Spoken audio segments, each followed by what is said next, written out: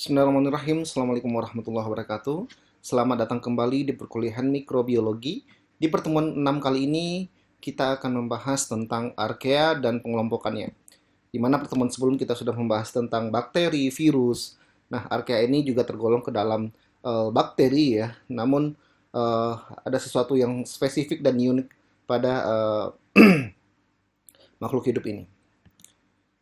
Baiklah, untuk sebelum kita memulai perkuliahan, alangkah lebih baiknya di mana kemampuan yang diharapkan ya setelah Anda mengikuti perkuliahan ini mampu menjelaskan tentang pengelompokan archaea, apa itu archaea, kemudian karakteristik antara archaea dan bakteri, kemudian bagaimana peran archaea dalam ekologi ya.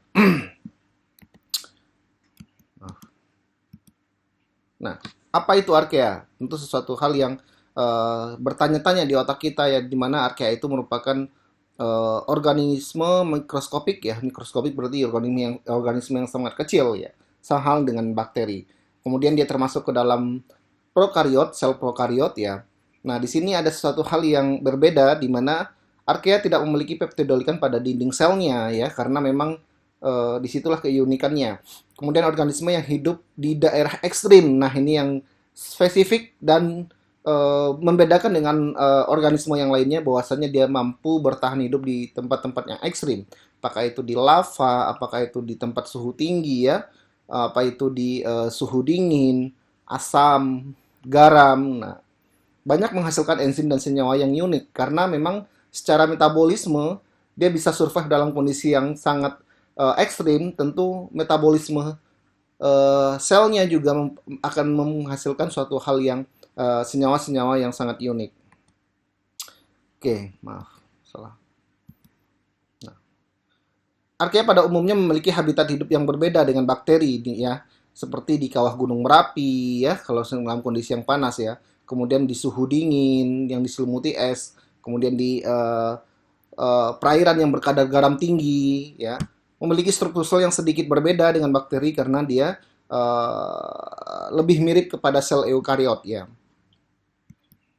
Nah, ini adalah sejarah penemuan archaea di mana pada tahun 1977 pengelompokan archaea dipisah dari prokariot oleh si Carl Woese ya, di mana dan George Evoch ya, di mana pada pohon filogenetik dia dikelompokkan satu kelompok besar ya, dengan dari berdasarkan hasil penyusunan gen RNA ribosomalnya. Nah, sehingga si WOS ini membuat 3 domain ya terpisah. Ada eukariot, ya, ada bakteria dan archaea. Nah, ini. Sebagian archaea ini ya secara taksonomi sebagian besar dia hidup dalam kondisi ekstrimofil ya, dalam kondisi lingkungan yang sangat ekstrim. Itu beberapa contohnya dari kelompok Eukaryota ya, itu ada metanogen ya, bakteri metanogen, ada ekstremofil halofil, ada hipertermofili ya. Kemudian ada Crenarchaeota ya, di mana dia itu bisa hidup di hipertermofil ya, artinya yang sangat-sangat tinggi suhunya. Nah, ini perbedaan antara bakteri, archaea, dan eukarya ya, Anda bisa baca sendiri ya, melalui kalau seandainya bakteri kan memang tidak ada nukleusnya ya, inti selnya tidak ada ya, sama halnya dengan bakteri. Kemudian kromosomnya juga singular ya, kemudian histon proteinnya pada bakteri ada, sedangkan pada archaea ada ya. Kemudian peptidolkan selnya di bakteri itu ada peptidolkan, sedangkan di archaea sama eukarya itu tidak ada ya. Dan banyak lagi perbedaan lain yang lainnya bisa Anda baca. Kemudian ciri-ciri archaea ya, pada dasarnya lebih mirip pada archaea secara morfologi ya, kita dapat mengelompokkan pada bakteri. Kemudian secara fisiologisnya hidup itu dia mampu hidup dengan kondisi yang ekstrim ya, garam, pH, tekanan ya. Kemudian membran selnya tersusun atas lemak berupa ikatan ether dan unit isoprem ya. Nah, di sini perbedaannya dengan bakteri ya. Membran selnya itu terdiri dari ikatan ether, sedangkan bakteri itu ester kalau nggak salah. Kemudian lipid bercabang pada membran sel, dinding sel terdiri atas polisakarida dan protein dan bukan peptidolikan. Oke. Kemudian hidup secara koloni ya, berkelompok atau soliter sendiri ya, bisa dibilang begitu. Ini adalah klasifikasi Archaea ya, ada Crenocariota di mana banyak ditemukan di lingkungan laut ya. Crenocariota ini termasuk dalam hipertomofil, termofili dan termoacidofil ya. Kemudian ada Euryarchaeota di mana merupakan bagian yang sering diteliti dan sebagian besar termasuk ke dalam bakteri halofil ya dan metanogen ya. Kemudian ada tomo, Tomacariota di mana meliputi dapat ini ya mensintesis amoniak, oksidasi archaea dan yang diketahui dengan metabolisme energinya ya. Kemudian ada nanokariota. Di sini contoh film apa namanya? Spesiesnya itu adalah Nanocarium acquitans ya. Kemudian Coracarota terdiri atas hiperthermofil yang ditemukan pada suhu lingkungan yang tinggi. Nah, ini berdasarkan metabolisme dan habitatnya ya. Dikelompokkan lagi ada bakteri metanogen, di mana bakteri ini dapat mereduksi ya arkeobakteria yang dapat mereduksi karbon dioksida menjadi air dan gas metan. Makanya hanya dengan menggunakan hidrogen saja gitu. Makanya adanya sumber gas-gas metan ya yang pada lumpur, pada kawah itu biasanya dihasilkan dari metanogen ini. Ini beberapa contoh bakterinya ada Laconospora multiforus ya, ada Suchomonas amylokita, kemudian Luminococcus albus ya, kemudian ada Methanococcus janasi ya.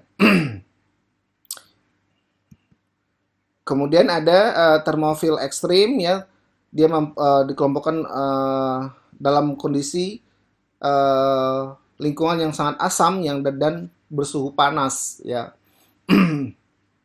Biasanya pada suhu 60 sampai 80 derajat Celcius. Contohnya adalah Thermofractus tenax ya, kemudian ada Thermoplasma acidophilum. Kemudian ada Lowfield ekstrim ya, merupakan kelompok arkeobakteria yang hidup di tempat yang asin ya dengan kadar garam yang sangat tinggi, seperti di laut mati ya. Laut mati itu saking tingginya kadar garam itu orang bisa nggak tenggelam ya ketika kita berenang di situ. Kemudian contohnya adalah dari genus Halobacterium ya, kemudian Halococcus ya. Ini sesuai dengan bentuk selnya. Kemudian dia dapat mereduksi sulfur ya, ini di tempat-tempat yang memiliki kadar kapur yang sangat tinggi ya. Kemudian ada alkaliofil ya, organisme yang mampu hidup dengan lingkungan pH yang sangat tinggi sekitar 8 sampai 11. Itu sangat basah sekali ya. Kemudian acidofil ya, organisme yang hidup dan berkembang pada kondisi yang tingkat keasamannya tinggi. Sangat asam sekali, berarti pH-nya rendah ya. Contohnya adalah Phycophilus ya. Dia mampu bahkan hidup dengan kondisi pH 0,06. Nah, ini beberapa lingkungan habitat tempat Archaea tumbuh ya. Anda bisa lihat di beberapa bentangan alam di sini, tentu kita bisa membedakan ya karakteristik habitat yang dengan dengan yang biasa saja gitu. Maka kalau seandainya Anda menemukan suatu habitat yang unik, mungkin ada jutaan bakteri ya, Archaea yang tumbuh yang hidup di sana gitu. Nah, ini beberapa contoh Archaea ya yang bisa kita temukan ya. Sama halnya ada metanogen juga, ada